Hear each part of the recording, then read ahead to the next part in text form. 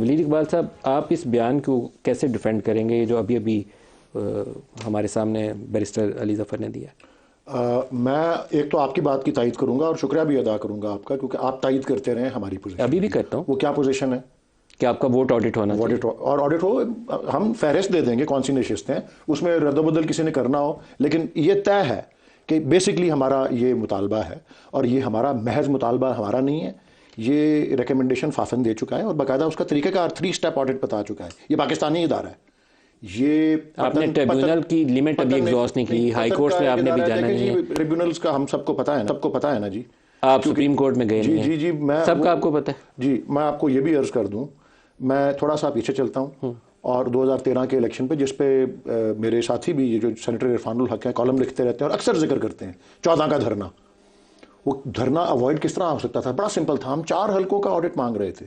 वो क्या था? जिसमें साद रफीक साहब ने हामिद खान साहब को हराया था लाहौर में, जिसमें याज सादिक साहब ने इमरान खान साहब को हराया था लाहौर में, जिसमें ख्वाजा आसिफ ने उस्मान डार को सियालकोट में हराया था, और वो सदीक बलोच ने हराया था। 2014 की एक तारीख ये भी है कि वो उस वक्त की इस्टेब्लिशमेंट ने सपोर्ट किया था उस धरने को। नहीं, वो नौबत ही ना आती, वो नौबत जिसको भी, वो तो मैं कह रहा हूँ जहां ये आपका हक था कि आप वोट ऑडिट का मुतालबा करते, क्या वहां ये दुरुस्त था कि आप इस्टेब्लिशमेंट की मदद से धरना करते? नहीं, मैं तो कह रहा हूँ कि 4 हलकों का ऑडिट वो करा देते तो वो धरना ना होता। उसके पीछे जो भी आपने इस्टेब्लिशमेंट की मदद से यहाँ पे धरना किया, पैट और आपका इत्तेहाद इस्टेब्लिशमेट की मदद से था, यहाँ का धरना इस्टेब्लिशमेंट की मदद से था, ये आपका काम दुरुस्त था? नहीं, मेरी ये सुने, मुझे और सवाल का जवाब बताएं कि आप समझते हैं कि वो धरना होता अगर वो 4 हलकों का ऑडिट हो जाता? अगर इस्टेब्लिशमेंट आपका पीछे साथ ना देती तो वो धरना आप ना करते, आपको अदालत जाना पड़ता। असल मकसद अदालती कमीशन बाद में भी बना, अदालती कमीशन की रिपोर्ट बाद में भी। ये थ्योरियां हैं और ठीक है, ये थ्योरी नहीं है, ये रियलिटी है। इसके ऊपर वेल डॉक्यूमेंटेड है। अदालती कमीशन के अंदर हम ठीक तरह रिप्रेजेंट नहीं हो सके, और एक चीज को साबित करना एक चीज है और एक चीज का सच होना एक और बात है। बहरहाल मैं इस पे आता हूं। इस वक्त भी ये एक देखें, पाकिस्तान के अंदर 11 जो इलेक्शन हुए हैं 1970 वाले को पीछे रखते हुए निस्बतन कहते हैं वो आज़ाद था। बाकी हर एक पे ये इल्ज़ाम लगा हर इलेक्शन पे कि ये फ्री और फेयर नहीं था। किसी इलेक्शन कमीशन, किसी निगरान हुकूमत का कानून और आइन के मुताबिक कभी एहतसाब नहीं। इसलिए IMF के पास जाना नहीं, मेरी अर्ज सुन लेना कि कानून, एहतसाब का खौफ और कानून का डर ही यहाँ खत्म हो गया हुआ है। तो अब बात यह है कि अभी भी पाकिस्तान पाकिस्तान के अंदर से ये आवाजें आ रही हैं ना जी। मैं इस वक्त कहता हूं, ये अभी PDM 2.0 आती है, वो कहती है कि जी हम ऑडिट करने के लिए तैयार हैं, बताओ कौन सी नशिस्तें हैं। इस खत की जरूरत ही नहीं रहेगी, क्योंकि हम खुद, ये पाकिस्तान के अंदर ये बात हो रही है, किसी ने उस पर अमल नहीं करना। वलीद इकबाल साहब, आप पाकिस्तानी अवाम को शाबाश दीजिए जिन्होंने इस तमाम मैच फिक्सिंग के बावजूद जो हो रही थी, उन्होंने 8 फरवरी को आपके कैंडिडेट को ढूंढा, उसका इलेक्शन सिंबल भी तलाश किया और उसको वोट डाल के उसको जितवाया भी।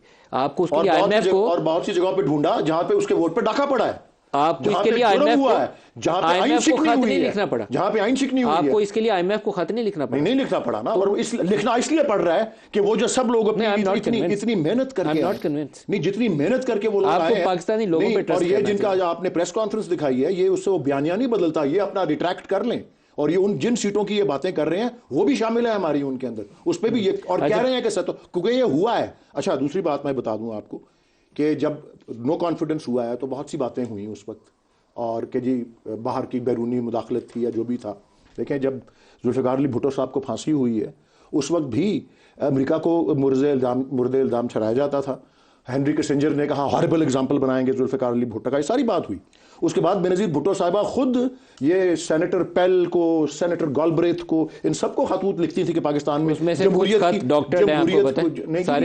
उस वक्त, सारे तो नहीं है लेकिन है तो सही, तो जमहूरियत के लिए और जमहूरियत के अलमबरदार मुल्कों और इदारों, मैं ये सिर्फ अर्ज कर रहा हूं, हमने ये नहीं कहा कि मदद, IMF को ये नहीं कहा लोन ना दो, हमने कहा मशरूत करो उसे with good governance and strong democracy, that's all.